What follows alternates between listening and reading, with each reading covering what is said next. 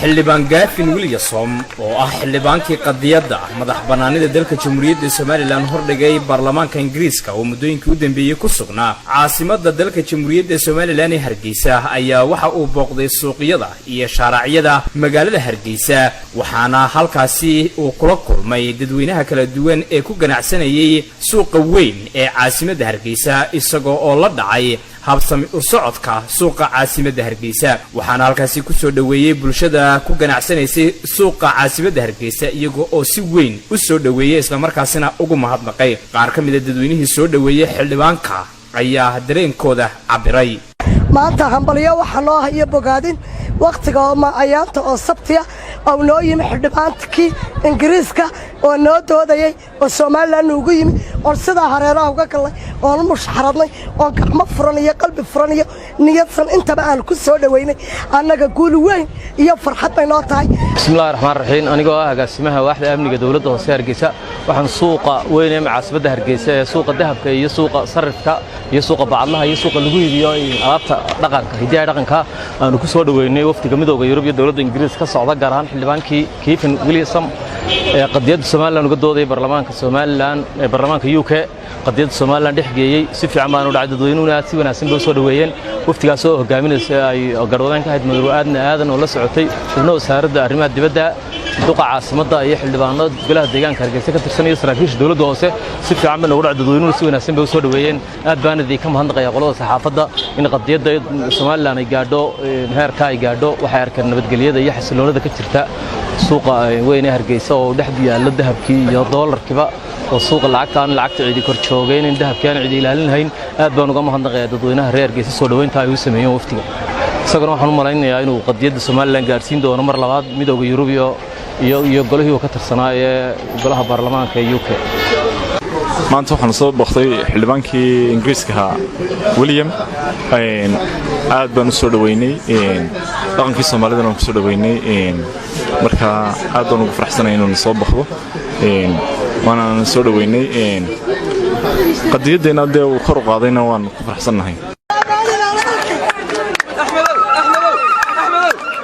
xildhibaan Gaafin Williamson oo ah xildhibaankii qadiyadda madax banaanida dalka Jamhuuriyadda Soomaaliland hordhigay baarlamaanka Ingiriiska oo muddooyinkii u dambeeyay ku sugnaa caasimadda dalka Jamhuuriyadda Soomaaliland ee Hargeysa ayaa waxa uu booqday suuqyada iyo shaaracyada magaalada Hargeysa waxaana halkaasi uu kula kulmay dadweynaha kala duwan ee ku ganacsanayay suuqa weyn ee caasimadda Hargeysa isagoo oo la dhacay habsami u socodka suuqa caasimadda Hargeysa waxaana halkaasi ku soo dhaweeyay bulshada ku ganacsanaysay suuqa caasimadda Hargeysa iyagoo oo si weyn u soo dhaweeyay isla markaasina ugu mahadnaqay qaar ka mid ah dadweynihii soo dhaweeyay xildhibaanka ayaa dareenkooda cabiray maanta hambalyo waxa loo hayo bogaadin waqtiga oo ayaanta oo sabtiya oo noo yimi xildhibaankii Ingiriiska oo noo doodayay oo Soomaaliland ugu yimi oo sida hareeraha uga galay oo mushxaradnay oo gacmo furan iyo qalbi furan iyo niyadsan intaba aan ku soo dhaweynay annaga guul weyn iyo farxad bay noo tahay bismillaahir rahmaanir rahiim anigoo ah agaasimaha waaxda amniga dawladda hoose Hargeysa waxaan suuqa weyn ee caasimadda Hargeysa ee suuqa dahabka iyo suuqa sarifka iyo suuqa bacadlaha iyo suuqa lagu iibiyo alaabta dhaqanka hidaha dhaqanka aan ku soo dhaweynay waftiga midowga Yurub iyo dawladda Ingiriiska ka socda gaar ahaan xildhibaankii Gaafin Williamson ee qadiyadda Soomaaliland uga dooday baarlamaanka Soomaaliland ee baarlamaanka UK qadiyadda Soomaaliland dhexgeeyay si fiican baan u dhacay dadweynuhu si wanaagsan bay soo dhaweeyeen waftigaas oo hogaaminaysa ay garwadaan ka hayd aadan oo la socotay xubno wasaaradda arrimaha dibadda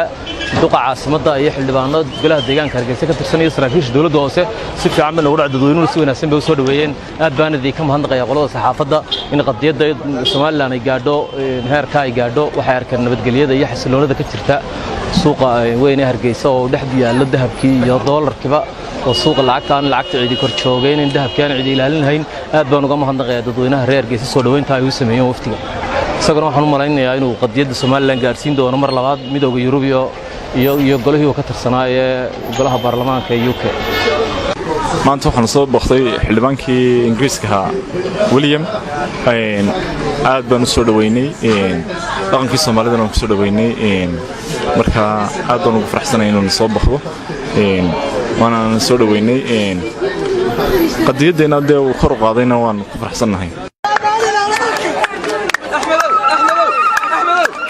xildhibaan gaafin wilyasom oo ah xildhibaankii qadiyadda madax bannaanida dalka jamhuuriyadda somalilan hordhigay baarlamaanka ingiriiska oo muddooyinkii u dambeeyey ku sugnaa caasimadda dalka jamhuuriyadda somalilan ee hargeysa ayaa waxa uu booqday suuqyada iyo shaaracyada magaalada hargeysa waxaana halkaasi uu kula kulmay dadweynaha kala duwan ee ku ganacsanayay suuqa weyn ee caasimadda hargeysa isagoo oo la dhacay habsami u socodka suuqa caasimadda hargeysa waxaana halkaasi ku soo dhaweeyay bulshada ku ganacsanaysay suuqa caasimadda hargeysa iyagoo oo si weyn u soo dhaweeyay isla markaasina ugu mahadnaqay qaar ka mid ah dadweynihii soo dhaweeyay xildhibaanka ayaa dareenkooda cabiray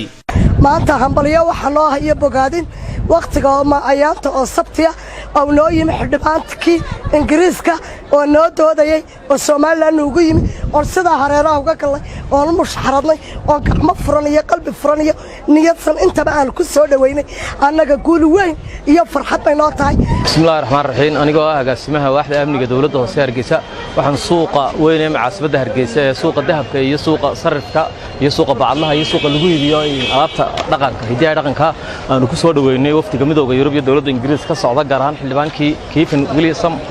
ee qadiyadda Soomaaliland uga dooday baarlamaanka Soomaaliland ee baarlamaanka UK qadiyadda Soomaaliland dhexgeeyay si fiican baan u dhacay dadweynuhuna si wanaagsan bay soo dhaweeyeen waftigaas oo hogaaminaysa ay garwadaan ka hayd aadan oo la socotay xubno wasaaradda arrimaha dibadda duqa caasimadda iyo xildhibaanada golaha deegaanka Hargeysa ka tirsan iyo saraakiisha dawladda hoose si fiican baan ugu dhacay dadweynuhuna si wanaagsan bay soo dhaweeyeen aad baan idin ka mahadnaqayaa qolada saxaafadda in qadiyadda Soomaaliland ay gaadho heerka ay gaadho waxay arkeen nabadgelyada iyo xasiloonida ka jirta suuqa weyn ee Hargeysa oo dhexdu yaalo dahabkii iyo doolarkiiba oo suuqa lacagta ciidi kor joogeen in dahabkaan ciidi ilaalinayn aad baan uga mahadnaqayaa dadweynaha reer Hargeysa soo dhaweynta ay u sameeyeen waftiga isaguna waxaan u maleynayaa inuu qadiyadda Soomaaliland gaarsiin doono mar labaad midowga Yurub iyo golihii ka tirsanaa ee golaha baarlamaanka UK maanta waxaan soo booqday xildhibaankii ingiriiska William aad baan u soo dhaweynay dhaqankii Soomaalida oo ku soo dhaweynay marka aad baan ugu faraxsanahay inuu soo booqdo waana soo dhaweynay